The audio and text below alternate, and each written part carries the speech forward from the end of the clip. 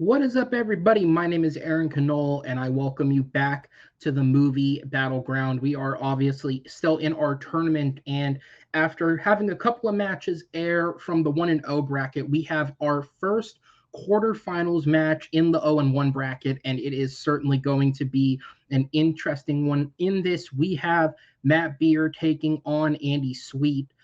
Beer, as he made very known and aware, entered his first match having a little bit of limited prep time, and though it didn't end in a win for him, obviously he came back strong in his second match with a knockout victory.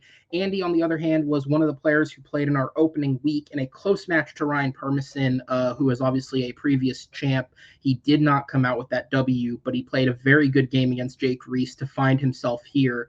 And these two guys have a lot on it. As I've said in both of our previous quarterfinals matches, the winners of these 8 matches, one way or another, will have a route to the title. Everyone who loses from the semifinal on will get a sort of second chance path, simply so we can use this big ass tournament to create more than one opportunity for a title contender. So this is a big game for these guys to win, and I'm not going to waste any more time talking about it. Let's talk to them.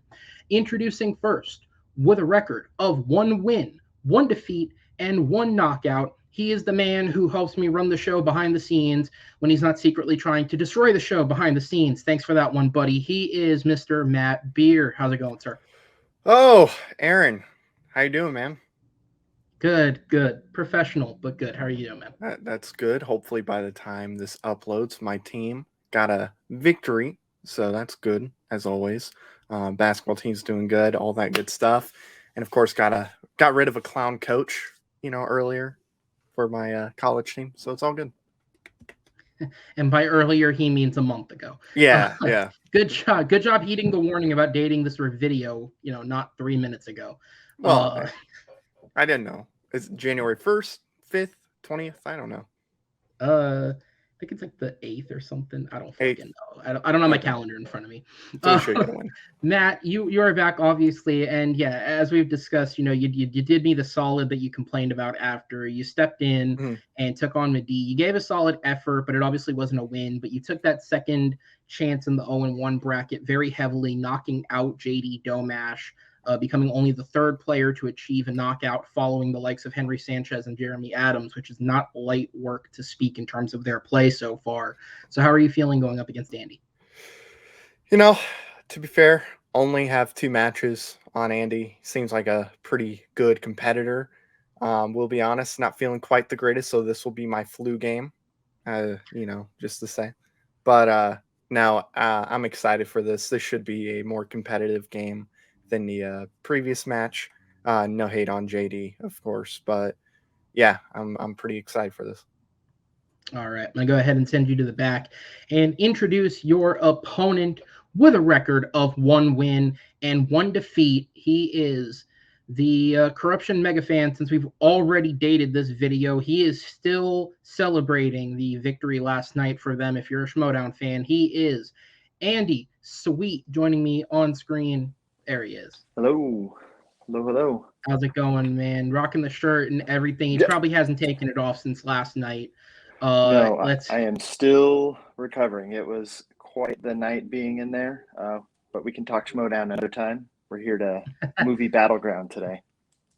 Absolutely. So yeah, as I said, your first match going up against a 2-time debate champ, obviously in other leagues, but still that just means the guy can speak, and you took him to the absolute wire, and then he came in and pretty confidently took on Jake Reese, a competitor who did show improvement over his 2 matches, but it still wasn't enough.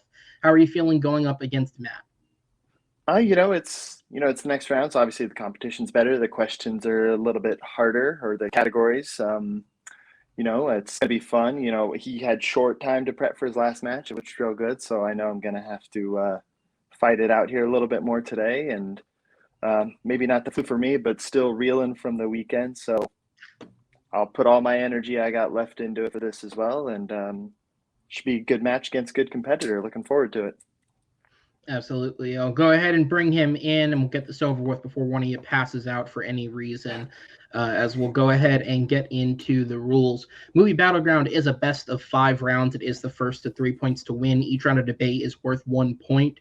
If one of our competitors happens to get 3 points in a row, as Matt is aware, it'll be a victory by knockout. If it's a 2-2 tie at the end, like Andy has experienced, then it'll be a blind round that will decide the victory. But we'll get more into that if we have to go there. In terms of our regular debate, the competitors were given 4 questions ahead of time. They have had as much time as they have used to prep prior to this match. The way that it'll work is there will be a 60-second opening argument, which will be followed by 2 minutes of an opportunity to kind of expand that pitch on their own. Then there will be 4 minutes of open debate. This is their chance to go back and forth and get as many points out of this in it as possible.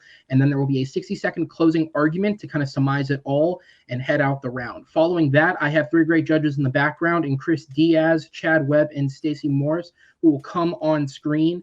And at that point, they will decide off of what you've said who is the victor. Now, with that said, as we go ahead and move into our first question, Star Wars is a pretty big thing in our world. Obviously, the TV side of things is taking off. Obviously, The Mandalorian has 2 very successful seasons under its belt. Animated on Disney Plus, we've already had the last season of the Clone Wars and the Bad Batch be unanimously positively reviewed, as well as the miniseries Visions. And of course, obviously, it's not out yet, but just recently, prior to this match, we had the Book of Boba Fett air, which we're hoping, considering it's the same crew as The Mandalorian, is a continued success based off what they've put together. But the film division has not been such a success. After $3 billion films back to back to back in Force Awakens, Rogue One, and The Last Jedi, Solo was, to say the least, a fucking failure. After going over budget through 2 productions, recastings, all sorts of editing issues, and somehow firing the minds behind Spider-Verse. Great job on that one, guys. And Rise of Skywalker was Rise of Skywalker. Say what you will about it, but it wasn't as big a success as it could have been.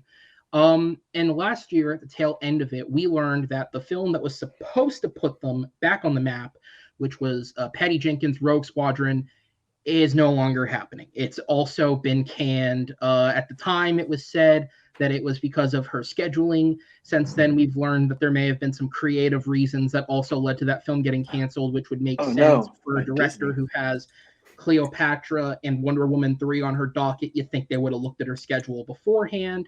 So it's not good looks, but that doesn't mean a director couldn't come in and make something out of Star Wars. And that is why the question given to these competitors is, what director who's never worked on Star Wars should direct the next Star Wars film? So that means any director in Hollywood, as long as they have not directed a Star Wars film, can be applicable to this. I will say for one of the answers, if you want to challenge me, urban legends do not count. But with that said, we are going to go ahead and get into it. Andy, by way of the predetermined wheel spin that we have used thus far, you were determined the favorite of this match based on your positioning in the tournament. You chose to go first on questions 2 and 4, which means, Mr. Beer, you will go first on this question. I will bring up your timer, I will disappear, and you will have 1 minute to speak. All right. So I feel like there's only one answer to this question, and it's Steven Spielberg. Steven Spielberg has proven still to this day he can direct a great movie. He had West Side Story come out, a movie that many of the critics who saw the movie have said it's better than the original that he loves. He can do it all.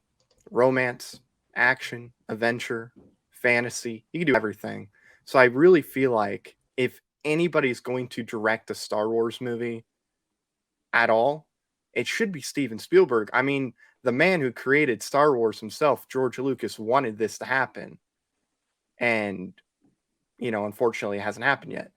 So Steven Spielberg, I feel like that's the obvious answer. So I think for me, there's only one name, and that's someone that's already known to the Disney universe, and that would be the director of The Incredibles, Brad Bird. And he's revived a franchise once before, which I'll get to later, but I think he's got the right vision, the eye of doing that combination of action, comedy, telling a good story with the Incredibles, and both of them actually. Iron Giant was another one, so he's already done that sci-fi element as well. So Brad Bird is my choice, and that's my time.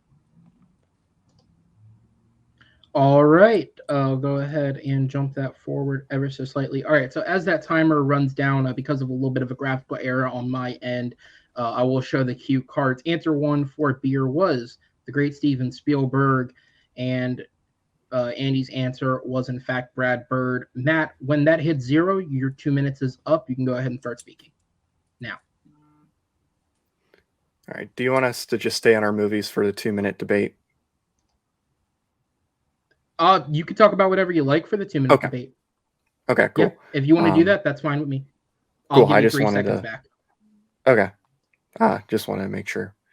Grab my notes. Okay. So, I would feel pretty good about Brad Bird directing a Star Wars movie if it wasn't for Tomorrowland. So far he's 50-50 on live action. Yeah, Ghost Protocol, really good movie. I do disagree that, he revamped and, kind of gave life to the Mission Impossible series, because I thought the third one was a pretty good movie. I thought that really kind of started the franchise up again and brought it into the positive light, to say.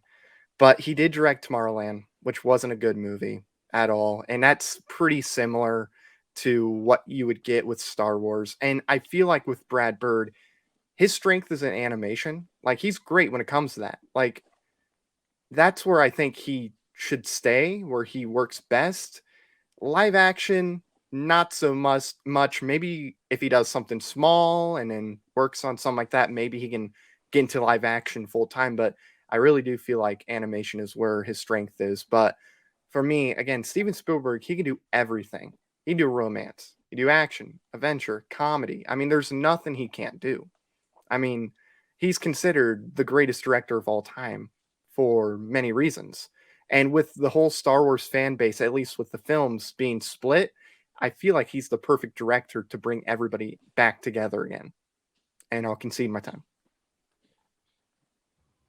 All right. Go ahead. Jump the clock forward a bit, and as it ticks down, Andy, once it hits 0, you can begin speaking Right, for got it. your 2-minute time.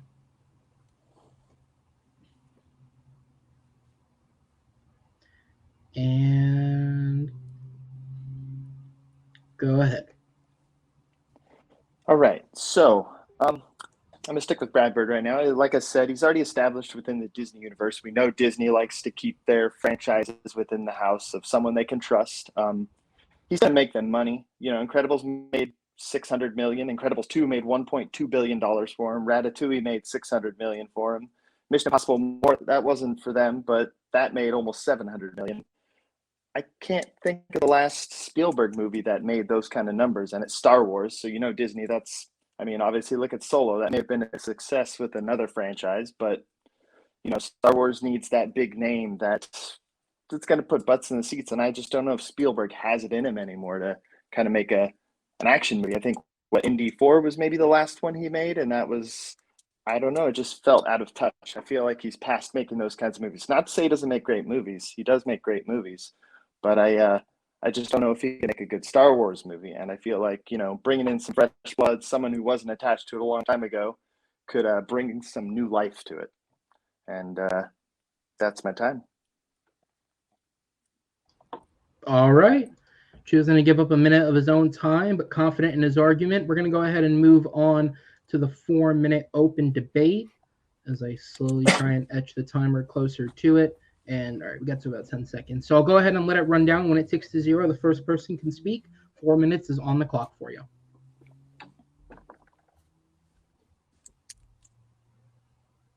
Okay. So I do want to touch upon the financial thing you're talking about.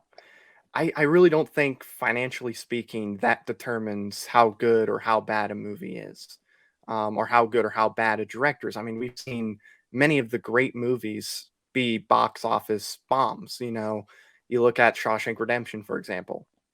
Many people consider it the greatest movie of all time. Not really financially successful.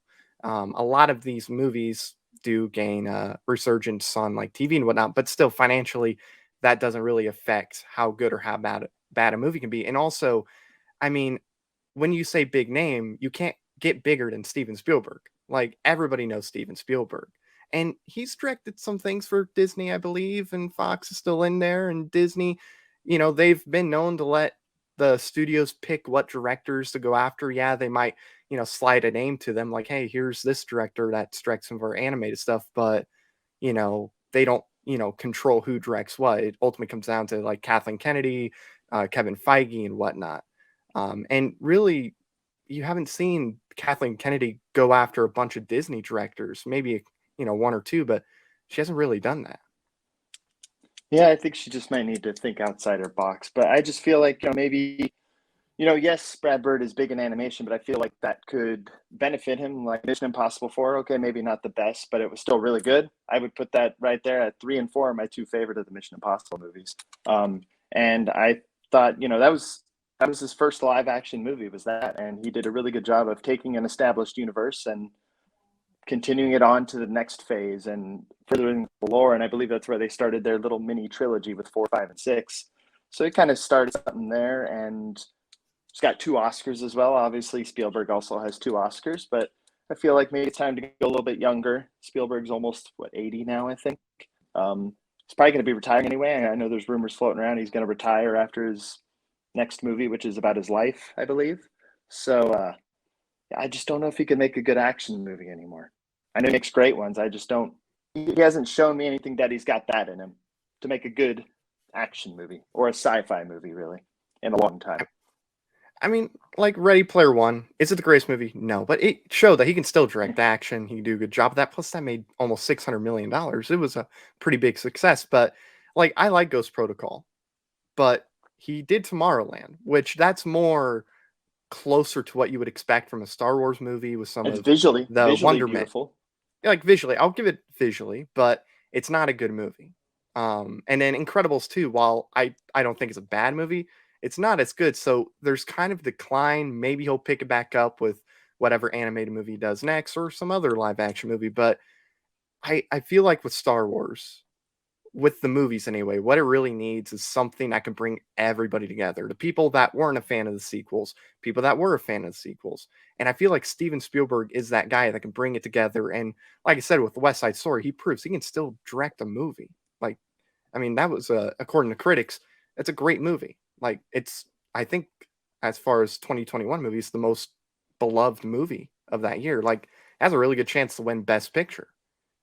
And it's crazy. And like I said, a lot of people consider it better than the original. But again, with Steven Spielberg, what Star Wars is, it's exactly what he's made for when it comes to directing.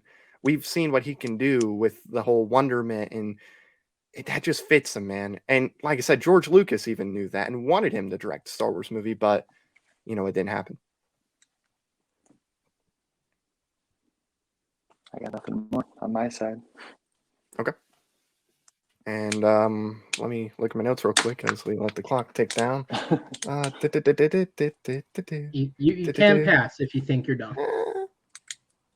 Again, Brad Bird's strength in animation, he's 50-50 right now with live action. I feel like Spielberg is I guess he has the better track record.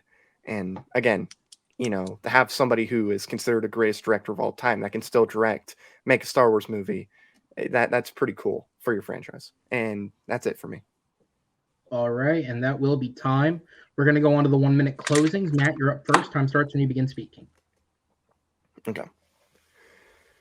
Again, when you think of Star Wars and everything in Star Wars with the action, the adventure, the boy who dreams or the girl who dreams of bigger and better things and gets to go on that journey, one director has shown he can do that, and that's Steven Spielberg. You want to make a more action-centered Star Wars movie? Steven Spielberg can do that. You want to have romance in your Star Wars movie? Steven Spielberg can do that. You want to have comedy? Steven Spielberg can do that. You want anything in your Star Wars movie? He can do it. You can make it about anything. It doesn't even have to be action. It could be a horror film. And Steven Spielberg can do that. The guy is the greatest for a reason. Brad Bird, again, I feel like he's not ready for Star Wars. He's 50-50 with his live action movies. Tomorrowland is considered by many not to be a good movie. I think it's an absolute bore fest. Visually, yes, it looked good, but that's about all I can really give it. And then animation-wise, he's great with animation, but I feel like that's where he should stick. Like, I feel like he needs to build up that resume before he gets back into live action, and that's been my time. All right, Andy, you have the final say. 1 minute on the clock when you start speaking. All right, so Brad Bird, obviously, yes, as we've said, animation, but I feel like with some of his animation, including Iron Giant, which was very much science fiction, all of that I feel like could translate well to Star Wars, especially if they're trying to appeal to younger kids, which is obviously the next generation is younger kids. So I think that aspect of it, and he does really well with that action comedy, telling stories with heart, The Incredibles. Maybe some of the action wasn't as good as the first one and the second one, but that story at the center of it, which is what Star Wars is about the relationships and expanding the universe. And I think he can do that really well with all of that animation he's done, and then what he did with Mission Impossible. And yeah, Tomorrowland, the script maybe needed some polishing, but visually it was stunning. So I feel like with the right script under his direction, it could be really good and take it to the next generation and further the franchise and not kind of rely on the old. Even though Steven Spielberg is amazing, it's time to pass it off to the next generation of directors, and I think Brad Bird could do that really well. And that's my time. All right. Go ahead and let the clock run out there, guys. A good first round. I'm going to go ahead and send both of you to the back as I bring in our 3 judges. And I have a couple of quick fact checks that I'm going to go over. So first things first, when talking about all the box office numbers that were thrown out for individual films for Brad Bird were correct. I'm not going to bother going through all those because basically every film got listed.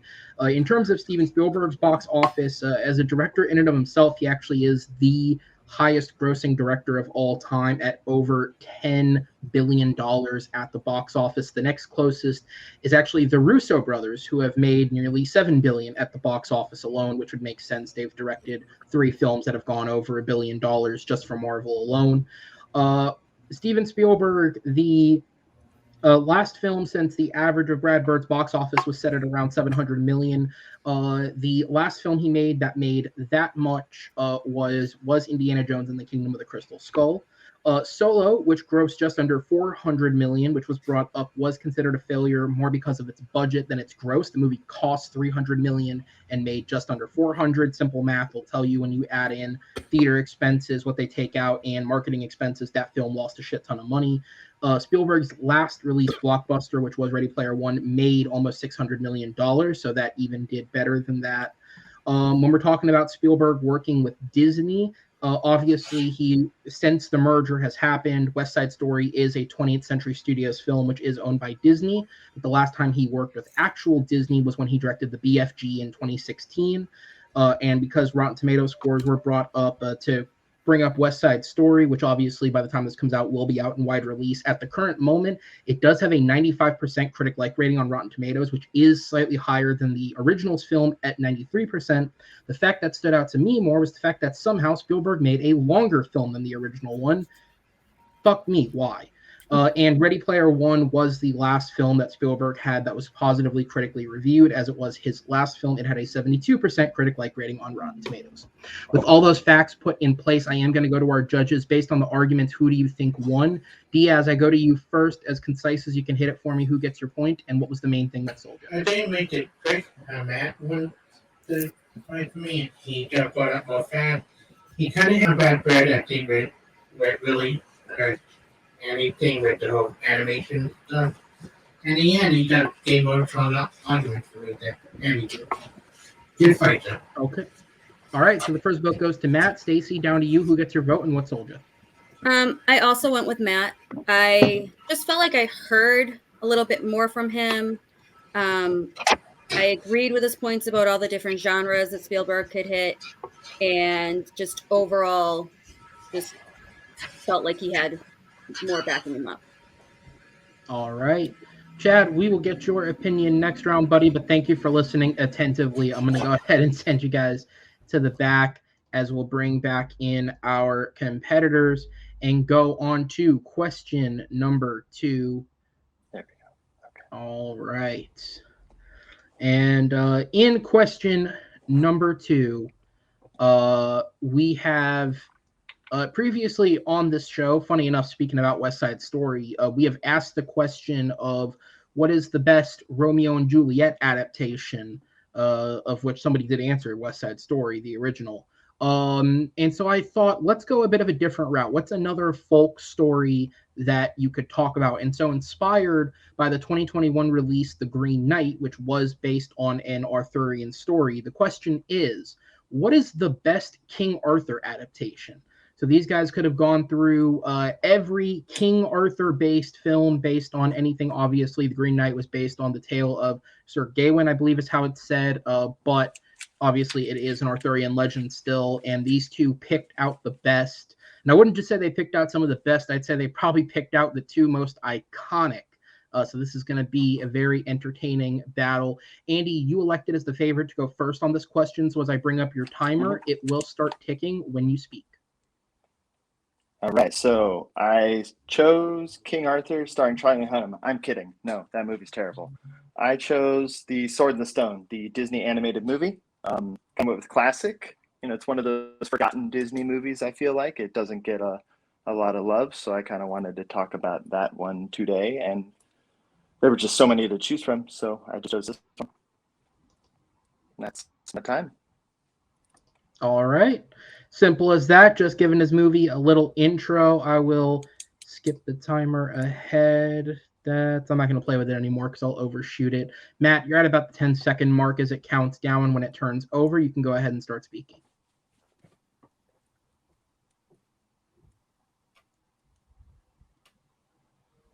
And go ahead. Happy New Year. All right. So I went with what I think a lot of people are going to consider the best King Arthur type of movie, and that is Monty Python and the Holy Grail. This is a movie that has no dead weight. This movie is a type of movie you don't really see a whole lot, where everything happens and it happens for a reason and you don't have to cut anything out. And if you cut something out, it takes away from the movie. I feel like it's one of those movies that does that, and it's rare to get that these days. And also, what I really do appreciate about the movie is it does make fun of the fact that it doesn't have a high budget. Like in the beginning of the movie, it sounds like horses coming by, and then you have just a guy in the background just clacking some things, make it sound like a horse is going by. You got little comedy things like that. They're making fun of the budget and whatnot. But yeah, Monty Python and the Holy Grail. And that's going to be my time.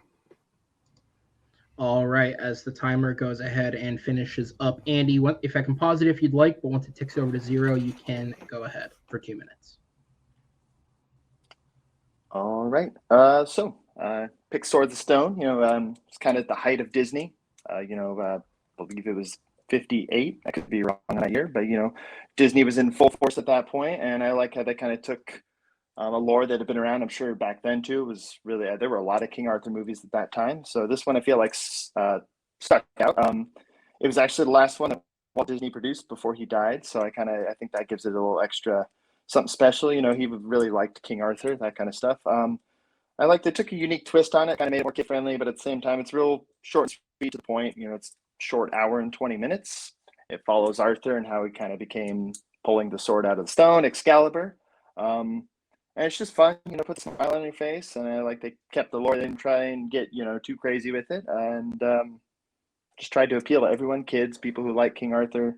The animation's awesome, especially back then. And I just like the nostalgia and all of that with it. And that's my time. All right.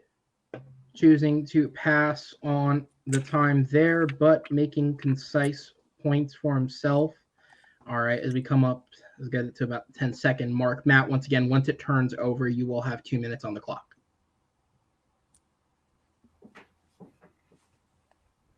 2, 1, Happy New Year. All right. So Monty Python Holy Grail.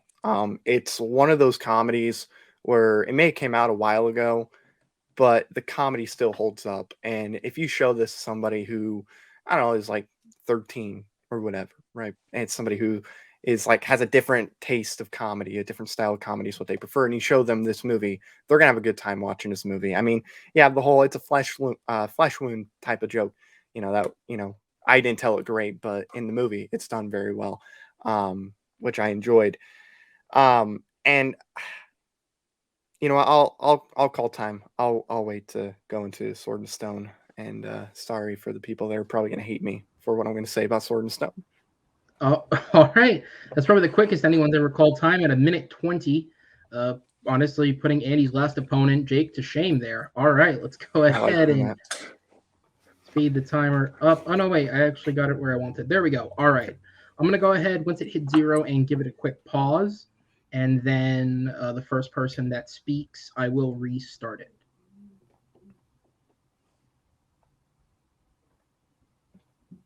I'll let you go first this time. I went first last time. Okay. It was only fair you go first.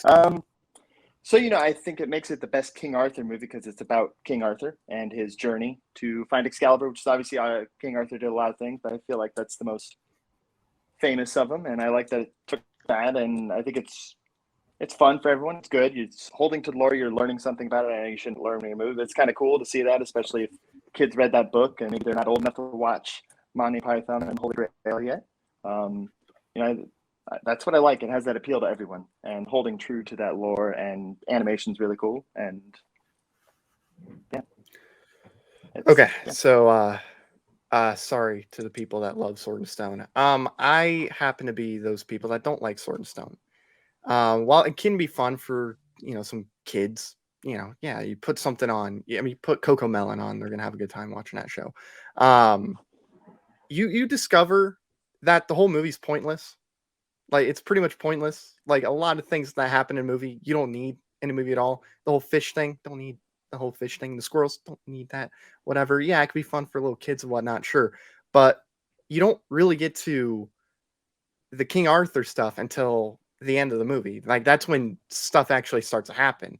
Also, and this is something that really disappointed me with a lot of Disney movies, I didn't really like the music. I felt the music was actually not good at all. And that it was pretty bad in that one. Like, and that's weird because you would expect it's a Disney movie classic, great music in Disney movies. So you expect that in Sword and Stone, and they have an opportunity to do that, and they just didn't do that at all. And Arthur isn't likable. He's not a likable character. It's hard for me to enjoy a movie and to be invested in a movie when I don't like the character that is the lead in your movie. Now, if that's your purpose, like, if you go to TV shows, Breaking Bad, then okay, fine. Walter White, you're supposed to not like him as, he progresses. Cool. But with Arthur, you're supposed to like him. You're supposed to root him on, and you don't end up liking him. I think that was his journey to being like, kind of the point of the movie. They took Merlin as he's the wild dog, and he needs to be like, all right, you're going to do great things. And that was his journey to that. And so I thought it was a really good coming of age tale, if you will, if you want, in the 50s through an animation movie, but using King Arthur and showing off the magic, obviously, because yes, you do want to appeal to the kids, but you had a lot of cool magic and made it easy at times, but it was cool, especially then. And thought the use of animation doing that at that time as well made it just really cool. I mean, I would agree with you about Merlin, but Merlin's kind of a dick. And then speaking of the animation, it's not good, and not in the hand drawing way and whatnot, because it's an older movie. It's hand drawn. It's not going to look like clear and whatnot. I get that. I'm talking about the other stuff that goes into the animation, like the characters' audio not being in sync at times with the actual characters that they're voicing. There's issues like that, and there's some sound effects, whatnot. It doesn't match at times, and to me, that's that kind of hurts the movie too, because you want everything to be worked out. And then the voice acting, real quick, is not that great and consistent, because there's times you'll notice with Arthur, for example, like in the end, he's talking one way and he goes back to a child, like talk and whatnot, and it's very inconsistent and whatnot. But I still think it was a good King Arthur movie, despite, maybe that. I don't think it took away from anything. I still think it got a point across of telling a story of Arthur before he became King Arthur. He was a punk kid, and he had to go through this journey, however cheesy it may have been. I think it was still a good story, and they told it the best they could at that time. Obviously, they've tried numerous times since then and failed quite a bit. The last two were pretty terrible. That one with Keira Knightley and that other one. So, I think ours are probably the two best. They're very few and far between that find those good King Arthur movies. And I just think Sword in the Stone was the better of the two. And time. All right, we're going to go on to the final closings. Andy, you are up first. Time starts when you begin speaking. Okay. Sword in the Stone, like I said, classic Disney movie, done, in a unique, different way that appeals to everyone, kids, adults, maybe not everyone, like my competitor, but, use of animation back then, and just a classic Disney movie that puts a smile on your face. And that's my time. All right. Go ahead and bump it forward for Matt as we come up on the 10-second mark. Once it turns, you can go ahead and have your final minute, Matt. Okay.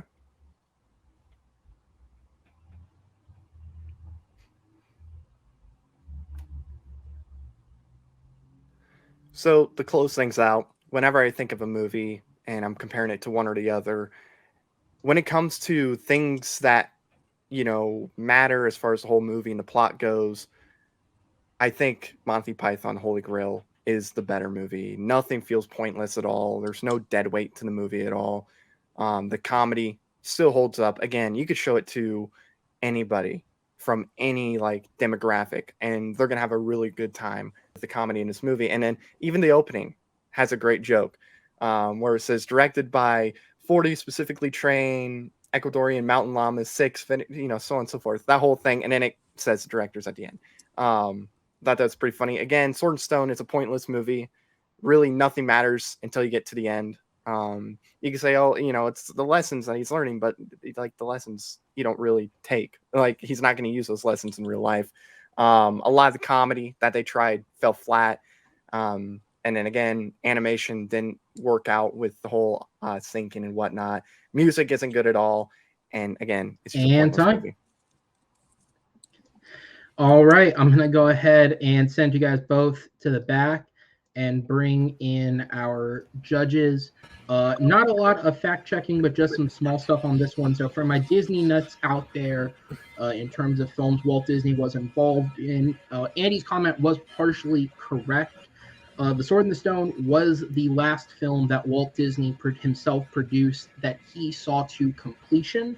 His last actual credited film was The Jungle Book, which he began producing while he was alive, but the film took a number of years to make, longer than I think the average Disney film at that time, and so he died during the production of that film. But it is the last movie he himself is credited on, but he did get to see Sword in the Stone to completion.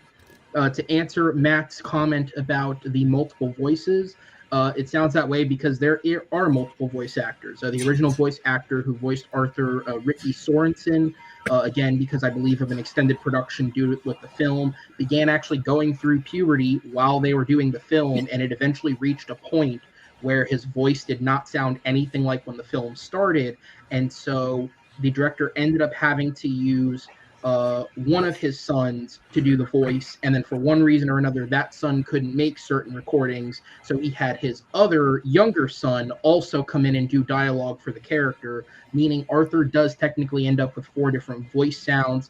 We have the 2 sons of the director, as well as Ricky Sorensen pre-puberty and what they used of him post-puberty, which is when he sounds clearly older.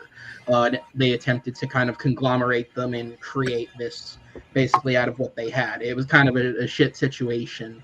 Also, not a fact check, but more just a comment. I'm sure it speaks to the state of Clive Owen's career that the King Arthur film he starred in is remembered as the Keira Knightley one. It's okay, Clive Owen. We all feel for you. With that said, though, Stacey, off the arguments, I go to you first. Who gets your vote, and what was the main thing that sold you? Matt is going to get my vote again. He hit Sword in the Stone really, really hard, and Andy just didn't have enough rebuttals for that.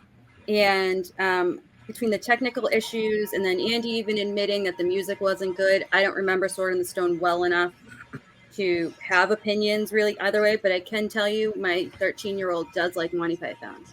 So he's correct about that. So Matt gets my vote. All right, Matt gets the first vote. Chad, I go to you. Who gets your vote and what soldier? Yeah, I also went with Matt. Even though he kind of seemed to insult children there for a second, yeah. Anyways, he said a lot of great things about Monty Python, saying it didn't have any fat. They did really smart stuff with a small budget. Then he talked about how Arthur isn't likable in Sword of the Stone. It's poorly animated. The voice acting isn't good, and the music isn't good. Which actually, like Stacy said, Andy agreed with. And Andy, just for me, didn't really say anything about Monty Python. And I was hoping that he would maybe throw some points in there. All right. So I'm going to go ahead. Thank you, judges. I'm going to go ahead and send you guys to the back as I will bring in our two competitors. And we will go ahead and get on to question number 3. I feel like I got to apologize to all the children in the world that probably did not like my comment. I hope there's no children watching this. I mark it not for children for a reason. You got to start out the video going, I really messed up, guys. Have the dog in there. So whatever else going on to our next question, while he is obviously a world famous actor, George Clooney has also become one of the faces of actors transitioning into directors. Many thought he might have another shot again at the Oscars this year with his latest release, The Tender Bar, which stars Ben Affleck and Ty Sheridan. However, according to critic reviews, it's not looking like that film's going to have that good of a chance at a nomination. Just not quite good enough to be in the running, especially with some of the great films we've had this year. But it does lead us to want to talk about Clooney as a director. And if The Tender Bar isn't his best film, what is the best film directed by George Clooney? He's got quite a couple of good ones in there. Obviously, multiple Academy successes. And so we're going to go ahead and talk about it. Matt, you are up first on this one once again. So I'll go ahead and bring up the timer and it will start ticking when you begin speaking. Okay. So this can be a quick 2-minute or minute thing. I went Ides of March. This is a political movie that I think is done very well. It can be difficult to do political movies for sure. But I thought George Clooney gave a really good performance in the movie as Mike Morris. He's very charismatic in the movie. I think Ryan Gosling is also very good in the movie. I think the story of the two politicians in the movie duking it out, trying to get your votes. I thought that was very well done. And I thought the character development for Ryan Gosling was quite good in this movie. And that is going to be my time. All right. Short, sweet, to the point. The Ides of March is the first selection. Andy, the time is ticking down there. If you need me to pause it for a sec, I can. But if not, you can speak once it turns over. Got it. All right. So I went with the only choice, and that would be Good Night and Good Luck, his second movie. It's based on a true story about Edward Murrow. I don't know if I'm saying that right or wrong. Basically the fight against a government conspiracy about trying to smear certain people within the media as being communist Soviets. And it's just kind of the whole unfolding of that, of him standing up against the government and the story of that. So that's my time for now. All right. And I believe it was pronounced Murrow. All right, there we go. Right at the start of the 2 minutes. All right, Matt, 2 minutes on the clock for you. Time starts when you begin speaking. Okay. So, another thing about this movie, Ides of March, the screenwriting in this movie is very well done. It makes sense. It got an Oscar nomination for Best Adapted Screenplay. Very, very well done. And I also thought in this movie, too, that the supporting cast are really good in the movie. Marissa Tomei, Paul Giamatti, Jeffrey Wright, Evan Rachel Woods, Philip Seymour Hoffman, they're all great in this movie. Again, it's very well directed. George Clooney gives a really good performance in this movie. It's hard to do a really good job directing and then also give a really good performance. It's not easy to do that at all, and I think that adds on to this movie. If I'm going to be honest, I was not super enthusiastic about Good Night and Good Luck, which is why I didn't go with it. It didn't really capture me the same way Ides of March did. I thought Ides of March did a much better job capturing me. I was on the edge of my seat more often. The whole debate stuff, that was all something that really sucked me into the movie. So yeah, that is going to be my time. All right. We'll go ahead and jump the timer up. All right, Andy, the timer will restart for your 2 minutes when you begin speaking. All right. So Good Night and Good Luck, it's only his second movie at the time, so he hadn't really established himself as a director. Confessions of a Dangerous Mind, kind of a little bit of a darker comedy. Not a lot of people saw it. It didn't really make a lot of money. So this was kind of a big swing for him. He was still kind of known as, he still had that Batman stink on him. So people didn't really know. I mean, he's going to direct this movie really, about a big thing in the 50s. Joseph Murrow going against Joseph McCarthy. The cast is phenomenal in this. You got David Strathairn, who was nominated. You got George Clooney, who was nominated for Best Director and won, actually.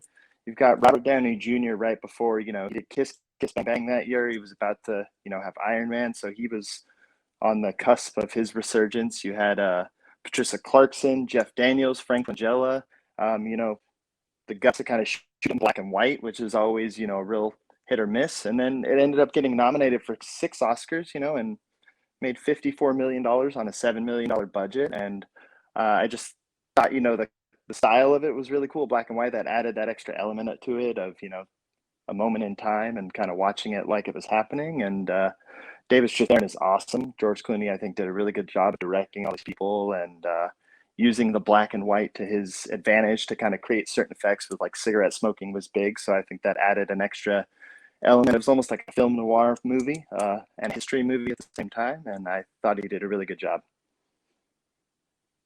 That's my time. All right. We'll go ahead and skip it forward as we count down from 10 seconds. We are going into the 4-minute open debate. So I will give the timer a pause for you guys to collect your thoughts once we reach 0. And then once somebody speaks, it will restart. So I'll give it to you. The lead in the movie, I thought he did good in the movie for sure. I'll give you that. But everybody else, I didn't really find to be all that great. Like, they're not bad by any means, but it wasn't really enough to where it stuck out to me and went, oh yeah, these guys gave really good performances. If it's one of those movies, it feels like it's just you have the one performance and that's about it. And then if you get rid of that performance, then the movie just really tanks. It's not a bad movie by any means, but I wasn't really that invested into the film. I feel like Good Night and Good Luck crawled while Ides of March could run, and it went in there and it was just, it sucks you in with everything with the political stuff. I thought he did a great job of that. Again, Ryan Gosling, his journey from the beginning of the movie to the end of the movie, I think is really well done. He really gives that movie a lot of energy too. So he does great in the movie. And again, you have a supporting cast: Philip Seymour Hoffman, Evan Rachel Wood, Jeffrey Wright, Paul Giamatti, Marissa Tomei. They're great. And then George Clooney, of course, is fantastic in the movie. I just feel like, we've seen plenty of two political opponents going against each other. You probably could have plug and played with any director and any 2 actors to do that. And, like I said, George Clooney, it was only his second movie. This was a big topic, a true story, something that kind of shaped the way journalism is now. It was basically the country was scared, so they were going to believe whatever the government told them. And Edward Murrow came in there, and I thought they did a good job of showing how impactful it was. At the same time, this giant fight, and David Strathairn, which really it is his movie. It's not really about anyone else, I think, except him, because he was kind of the one. It's his fight, and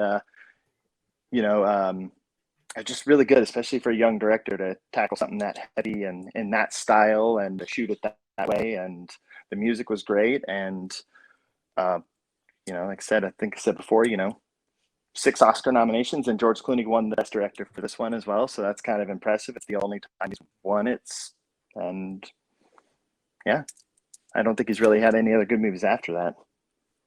So that right there is just a false statement. And we will not let that slide. Ides of March, though. Again, yeah, I know there's been a bunch of political movies where you have 2 people going at it and whatnot, but this one, just because there's a bunch of it doesn't mean it's not that great. You can have a bunch of something similar. I mean, look at A Star Is Born, had like 100 remakes, and then you get the new one, and it's great, So like you can add something to it. I feel like the way George Clooney directed Ides of March, and you get to those debates, and you get to all the political stuff.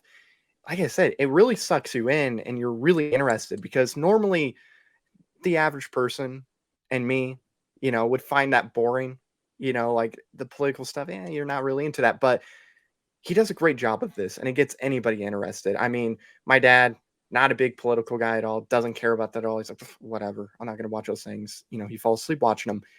He was just, just enthusiastic about this, trying to find the right word. He just like really loved it. And like, I think that speaks a lot to the whole movie overall. And again, George Clooney gives an incredible performance in this movie. Super charismatic, because if he's not great in the movie, then, the movie takes a hit. But he's great in the movie, and it helps. And again, the screenwriting in this film is unbelievable. I'd say the same thing with David Strathairn. Without his performance in that direction, that whole movie falls apart, because he is the center of that movie. It's all based on, him and this journey, and he's got to carry the movie, and George Clooney had to direct it to get that. So I definitely think, and once again, going to that style, the black and white, I just think that's very gutsy, because I think the only other movie that was impactful that was in black and white, and I think it was Schindler's List, and that was because of the black and white. So I think him choosing to do that, and then directing David Strathairn the way he did through this very intense true story of fighting against this government conspiracy of Soviets within a news station, because he was trying to tell the truth during a time of the Cold War and communism, was just really well done. And I will agree, if David doesn't give a good performance, we'll get into that later in my closing. We're going to start right off with that. You can get into it right now, Matt. 1 minute on the clock. Time starts when you speak. You're right. If David doesn't give a really good performance in that movie, that whole movie falls apart. But here's the difference between that and George Clooney not giving a good performance. If he doesn't give a good performance, or you get somebody in there who doesn't give a good performance, you still have the performance of Ryan Gosling. You still have Marissa Tomei, Paul Giamatti, Philip Seymour Hoffman, the great supporting cast in general. You still have all of them in that movie that lifts it up enough to where it's still a good movie. It's not, one of those movies that, has one thing holding on to it, and if it goes away, then it's terrible. My movie still is a good movie, regardless of if you have that piece or not. Like you said, you take David's performance out of it, the movie's just not that great at all. Again, Ides of March, wonderfully directed. It does a great job getting you sucked into the political stuff, which is hard to do, especially for a general audience. Great screenplay. Ryan Gosling's electrifying in the movie. And then there's, of course, a reason why the screenplay was nominated for Best Screenplay. It's a great screenplay, and that's going to be my time. All right, and that is time. Andy, you will get the final minute on this one. Time starts when you begin speaking. Okay, so like I said, George Clooney, only second movie, won him the Best Director. I think that speaks volumes, from TV actor to best director for an Oscar, taking, something that happened and, doing it in black and white, which is unique, and, directing it the way he did, and that strong performance of David Strathairn, because like I've said, it is his movie, and I don't think without George Clooney and David Strathairn, without the direction and that tandem, that's just really well done, and I think that's what makes the movie what it is. And I don't hear a lot of people talking about Ides of March still, but people still remember Good Night and Good Luck. And that's my time. All right. I'll go ahead and send both of you guys to the back. Thank you so much, as I will go ahead and bring forth our three judges.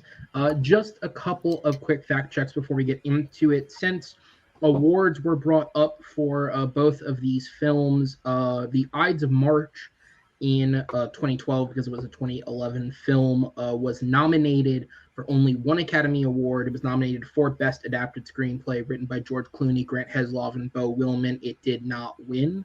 Good Night and Good Luck was nominated for 6 Academy Awards, And it's actually a very easy confusion for someone to make because he did win that year, but George Clooney did not win for Best Director. He was nominated, however. It was also nominated for Best Picture, Best Actor in a Leading Role, Best Original Screenplay, Best Art Direction, and Best Cinematography. However, as I said, Clooney did actually win an award that year, which is why I think you could get confused on it. He won for Best Supporting Actor in a different film in Syriana. So he did go home with an Oscar, but it was not for his directing, although he was one of the 5 nominees in that year. Also, when talking about his first film, Confessions of a Dangerous Mind, for those of you who haven't heard of it, it's not a shock. Chris, you could hide your answer a little better until we get there, but thank you. Confessions of a Dangerous Mind was a complete and utter failure without taking out theater takeout from the box office and adding in marketing through its budget. The movie was cost $30 million and grossed $33 million, so that lost a bunch of money for, I believe it was Miramax. And in terms of talking about Clooney as a director, while there are people, none of his films, I would say, with the exception of Suburbicon, none of his films have been completely thrashed on and hated unanimously. He only has one positively reviewed film that's come out since Goodnight and Good Luck in 2005 as a director, and it is The Ides of March. With that said, we are going to go to our judges. Chad, I head to you first. Who gets your vote and what sold you? Yeah, I was on Matt for like a really long time, and then Andy did come in and talked about him directing David really well, and he was nominated for Best Director. But the only real point he threw against Matt's movie was that it's kind of oversaturated topic. But then Matt had a lot of really good points, and he rebutted that, saying you can still make a good movie in that realm of film. And he just talked about like a lot of the performances, saying that George is good, Ryan is good. He has really great character development. Nominated for Best Adapted Screenplay, which George wrote. And also Ides of March, he said, really sucks you in, even if you're not into politics like his dad. So I went with Matt. All right. Chris, keep your explanation very brief, but we know you went with Andy. What was the main point that sold you? I think in the same way, kind of mentioning it a little bit, but I also felt like Polly ever had maybe a little bit more. I thought Matt accidentally caught himself before he said, he first said that Raptor Clooney Ides of March didn't work, then he retracted himself in the sludge argument a little bit. I thought and he actually gave a lot of Dappy, gave actually some idea that Clooney did with directing, and I thought it added more to the question of what the director was acting. I didn't hear a long complaint about Goodnight Good Luck for Matt, what I wanted to, and more trying to defend Ides of March, so I read Andy in the end. All right, and Stacy, you do get the deciding vote on this one. Who's your point go to, and what sold you? Well, I went with Matt again, and it was very close. But in the end, when he used the lead performance in Goodnight and Good Luck kind of against Andy to say without that the rest of the movie falls apart, and then backed up how March of Ides wouldn't fall apart, that was kind of the nail in the coffin to me. All right. Judges, thank you so much. I'm going to go ahead and send you guys back behind the scenes because your winner by a final knockout score of 3-0, it is Matt Beard coming in with the big performance, sir. As we'll go ahead, as I pause on air, thank you. I'll go ahead and bring both of us in. So yeah, obviously a big win, a big showing out for you. And obviously for those of you who are newer, you guys might not know this, but back in the day when Matt played, he was never, in the nicest way possible, he was never of the top tier caliber. I think you'd agree. Yeah, I agree. I think I was a top tier bottom level player back then. There we go. That's a great way of putting that. Thank you for saying that, so I don't have to.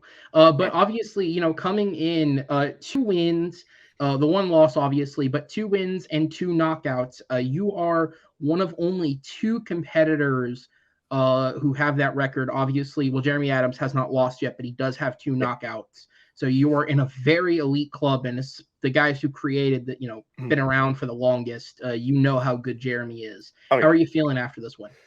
I feel good. I feel better about this one than my last match. I mean, Andy, he's a really, really good debater. I was sweating throughout the entire match. I didn't feel as confident with the third one. I thought, okay, we're going to round 4.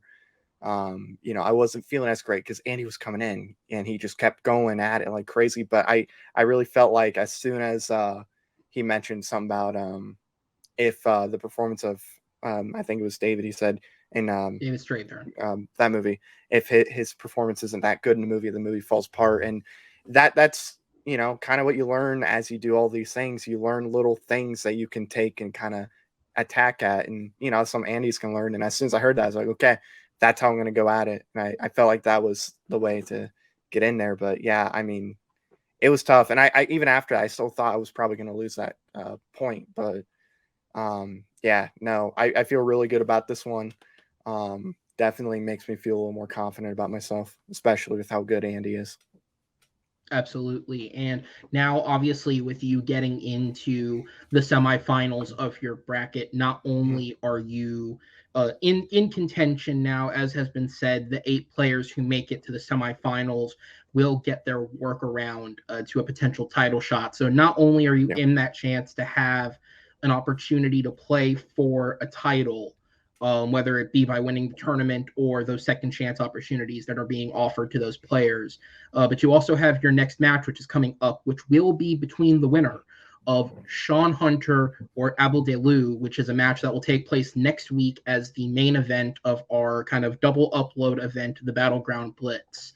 What do you know about these two guys? And obviously, you've played, aside from Adi, you've played 2 rookies so far. You have another rookie on your plate, not potentially. They're both rookies technically in the sense of they've never played before this setup. So how are you feeling? They're definitely really good. They don't play like they're rookies. They play like they've been doing it for a little bit. Sean, I remember watching just kind of in the background. I don't remember if I was the host of his match with Grant or if I was just sitting in the background, but I think you were with us producing, yeah. Okay. But yeah, he like Grant, is a champ, and he took Grant all the way to the final question. And what Sean does is he knows like how to tick you off and make you upset too.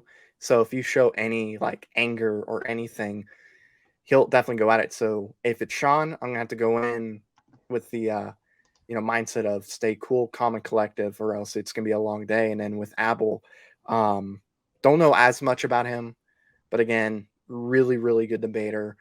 He's not gonna be easy to take down either. So either way, I got a lot of work to do with those two, but it's gonna be exciting. And like I gotta have more knockouts than Jeremy. That's kind of my goal right now. Try to get more knockouts. And then I don't know, maybe we knock everybody out, play against each other in the championship, and it's a battle of the people who have 5 knockouts or whatever. That would be highly impressive if you pulled that one off. It's not going to happen, but it'd be fun.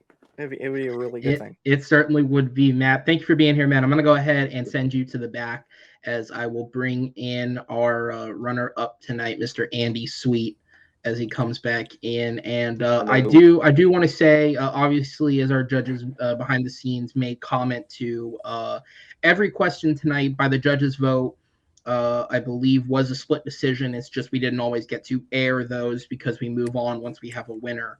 But you came in, you played your heart out. I do want to thank you from a production standpoint. As we kind of alluded to earlier, this is being recorded the day after for the Schmodown fans, the Schmodown Spectacular. And despite the fact that Andy was there, drove there, and then drove back this morning, he did not cancel on us. He kept to the commitment and he stuck through with it. So obviously very tired, man. But beside that, how are you feeling? Good, despite, some technical difficulties. Worked out. Definitely learned a lot from this match to take it into my next one. I liked it though. I had to scratch and claw for it. Matt's real good, and God help the next person that plays him. Watch out. He's on a hot streak right now. So it was fun. Tough questions. It's always fun to debate and just dust it off and get ready for the next one. Absolutely. And we obviously, as long as you're into it, we will absolutely have you back later this year Definitely. once we start getting those matches in from outside of the tournament. And I do look forward to it because despite the negative record, I think in all three of your matches, you've shown some very good fight and some good instincts towards it. Just based on the situation and the questions today, just wasn't quite your day.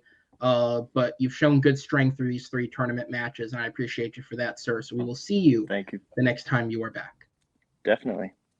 And Thanks. congratulations. Go drink and celebrate corruption now. Will do. All right, guys. And that is the end of it. Another very, very good match. Possibly, by the time this goes out, the shortest match we've ever recorded, thanks to the knockout and the time skipped. But I'm sure the audience appreciates that to some extent. But guys, it's been a great, fun match between these two guys. They both brought it, but Matt continuing to kind of ball out and show that, despite the fact that he wasn't a top player back in the day, kind of like none of us were who ran this. It's really weird how, like, with the exception of Evan, any of us who produced this show were not very good at it. But Matt's taken the time in between to kind of get better at discussion and debating, and he's certainly bringing it back now. Like we said, 2 wins, 2 knockouts in those 2 wins, and he will take on the winner of Sean and Abel, which I'm sure will be a great match, as well as a tough match for the winner. And guys, as I alluded to earlier, next week is the first of our double upload event, our second official since we've kind of branded it, Battleground Blitz. We have not 1 but 2 matches from the 0-1 bracket going up in the undercard. First match, which will air at the normal 6 p.m. EST time on Saturday the 15th. We have myself taking on Noah McCausland, who had a very good showing against former champion Papa West in his last match. And obviously I took on one of our judges tonight, Mr. Chris Diaz, and kind of a last-minute snafu. And the two of us will have a match together, and may the best man win on that one. And then we move on to the main event, which will be between 2 prospects in the 0-1 bracket that have showed a lot of promise, and they meet each other much earlier than I think either of them would want to. Sean Hunter versus Abel Delu will be the main event of that doubleheader.